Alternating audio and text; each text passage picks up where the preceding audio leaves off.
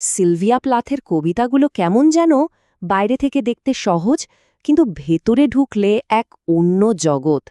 তো আজ আমরা ঠিক সেরকমই একটা কবিতা, ক্রসিং দ্য ওয়াটারের গভীরে ডুব দেব। দেখব কিভাবে খুব সাধারণ কয়েকটা শব্দ দিয়ে উনি এক গভীর মনস্তাত্ত্বিক যাত্রার ছবি এঁকেছেন। কবিতার শুরুটাই দেখুন, কি অসাধারণ একটা লাইন। কালো হ্রদ, কালো নৌকা, দুজন কালো কাটা কাগজের মানুষ। মানে শুরুতেই কিন্তু একটা রহস্যময়, একটু বিষণ্ণ আবহাওয়া তৈরি হয়ে গেল, তাই না? তো এই যে একটা জার্নির কথা বলা হচ্ছে, এর গভীরে যাওয়ার আগে আমাদের কিন্তু একটু জানা দরকার যে কবিতাটা ঠিক কখন, কোন পরিস্থিতিতে লেখা। চলুন এর প্রেক্ষাপটটা একটু দেখে নেওয়া যাক।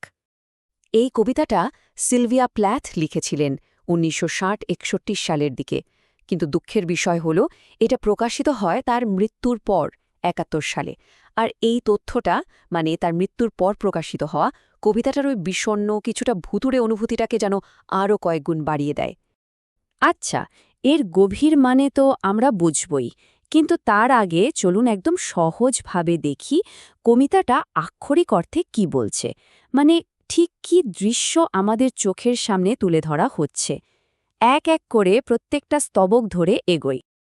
তো প্রথমে কি দেখছি আমরা? প্রথম স্তবকে দুটো ভঙ্গুর চরিত্র একটা অন্ধকার হ্রদ পার হচ্ছে, চারপাশে বিশাল বিশাল ছায়াময় গাছ।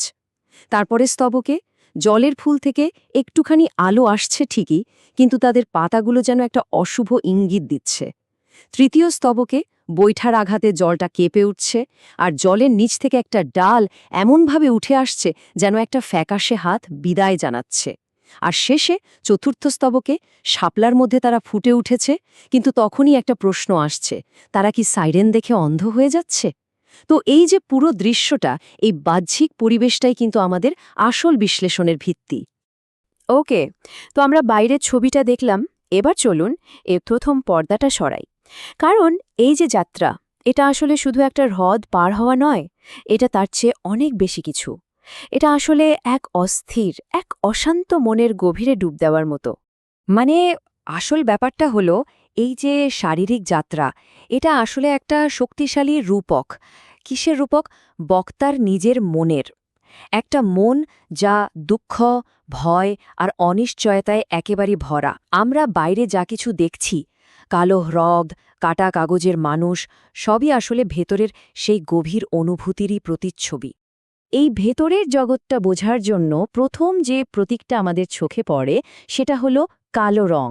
খেয়াল করে দেখুন, কালো হ্রদ, কালো নৌকা, দুজন কালো, এই যে বারবার কালো শব্দটা ব্যবহার করা হচ্ছে, এটা দিয়ে এমন একটা দুনিয়ার ছবি আঁকা হচ্ছে যা দুঃখ, হতাশা আর ভয়ে ডুবে আছে। আর তারপর আসছে কাটা কাগজের মানুষ। এই শব্দ দুটো, ভাবুন তো একবার, কাটা কাগজের মানুষ কেমন হয়? ভঙ্গুর, প্রাণহীন, দ্বিমাত্রিক, তাদের কোনো গভীরতা নেই, কোনো সজীবতা নেই। এই শব্দগুলো দিয়ে ঠিক এই অনুভূতিটাই বোঝানো হচ্ছে, নিজেদেরকে অবাস্তব আর ভঙ্গুর মনে হচ্ছে। কবিতার আরেকটা লাইনে বলা হচ্ছে, এই কালোর আত্মা আমাদের মাঝেও আছে, এটি জলের মাছগুলোর মধ্যেও আছে। দেখুন কি অসাধারণ একটা কথা। মানে এই অন্ধকারটা শুধু বাইরের কিছু না, এটা একটা ভেতরের অবস্থা, যা মানুষ থেকে শুরু করে মাছ পর্যন্ত সব কিছুকে গ্রাস করে ফেলেছে। তো আমরা দেখলাম যে কবিতাটা কি নিয়ে কথা বলছে আর এর পেছনের মানেটা কি। এখন প্রশ্ন হল, প্লাথ কিভাবে এই অসাধারণ প্রভাবটা তৈরি করলেন? মানে তার কাব্যিক কৌশলগুলো কি কি ছিল? চলুন এবার সেদিকে একটু নজর দেওয়া যাক। এখানে প্লাথের হাতে বেশ কিছু চমৎকার টুলস ছিল। যেমন কবিতাটার গঠনটা দেখুন, 4-3 লাইনের স্তবক, মানে টারসেট। ছন্দের দিক থেকে এটা ফ্রি ভার্স, কোনো ধরাবাঁধার নিয়ম নেই। শব্দের ব্যবহারেও উনি কামাল দেখিয়েছেন, যেমন কালো শব্দের পুনরাবৃত্তি কিংবা ব্ল্যাকবোর্ড, পেপো পিপলের মতো অনুপ্রাস। এর সাথে আছে মানবীকরণ আর ইঙ্গিতের মতো আলংকারিক ভাষা। এই দেখুন, পুনরাবৃত্তির একটা দারুণ উদাহরণ হল কালো হ্রদ, কালো নৌকা, এই লাইনটা। বারবার কালো শব্দটা শুনেই কেমন একটা দমবন্ধ করা অনুভূতি হয়, তাই না? আবার দেখুন মানবীকরণ। যখন বলা হয় পাতাগুলো অন্ধকার উপদেশ দিচ্ছে, তখন জড়বস্তু পাতাকেও যেন জীবন্ত আর রহস্যময় মনে হয়। তবে আমার মতে এই কবিতার সবচেয়ে শক্তিশালী কৌশলটা হল ইঙ্গিত, বা যাকে ইংরেজিতে বলে অ্যালিউশন। আর এটা আসছে একেবারে শেষ স্তবকের একটা শীতল প্রশ্নের মাধ্যমে। এই সাইরেন কারা? গ্রিক পুরাণে সাইরেনরা ছিল এমন সুন্দর প্রাণী যারা তাদের মিষ্টি গান দিয়ে নাবিকদের মৃত্যুর দিকে টেনে নিয়ে যেত।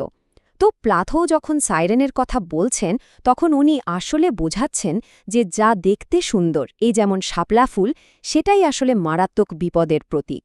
মানে সৌন্দর্য এখানে কোনো আশার আলো নয়, বরং একটা ফাঁদ। তো সবকিছু দেখে শুনে প্রশ্নটা দাঁড়ায়, এই যে এত বড় একটা যাত্রা, বাইরের এবং ভেতরের, এর শেষটা কোথায়? এর গন্তব্যটা ঠিক কি? এবং সত্যি বলতে এই যাত্রার শেষে কোনো সান্ত্বনা বা মুক্তি নেই। এটা এমন একটা জগতে এসে শেষ হয় যেখানে সৌন্দর্য বিপজ্জনক, আর এর মুখোমুখি হয়ে একমাত্র প্রতিক্রিয়া হতে পারে এক হতবাক, স্তম্ভিত নীরবতা। কবিতার একদম শেষ লাইনটা হল, এটি বিস্মিত আত্মার নীরবতা। ভাবুন একবার, এই লাইনটা যেন একসাথে রহস্য, ভয় আর বিস্ময়ের একটা মিশ্রণ অনুভূতি তৈরি করে, যা ওই যাত্রীদের একেবারে বাকরুদ্ধ করে দিয়েছে। তো আমরা এই আলোচনাটা শেষ করব একটা প্রশ্ন দিয়ে। এমন একটা দুনিয়ায় যেখানে সৌন্দর্য একটা হুমকি, সেখানে এই যে বিস্মিত আত্মার নীরবতা, এটার আসল মানে কি? এটা কি পরাজয়ের নীরবতা, ভয়ের, নাকি সম্পূর্ণ নতুন কোনো উপলব্ধির?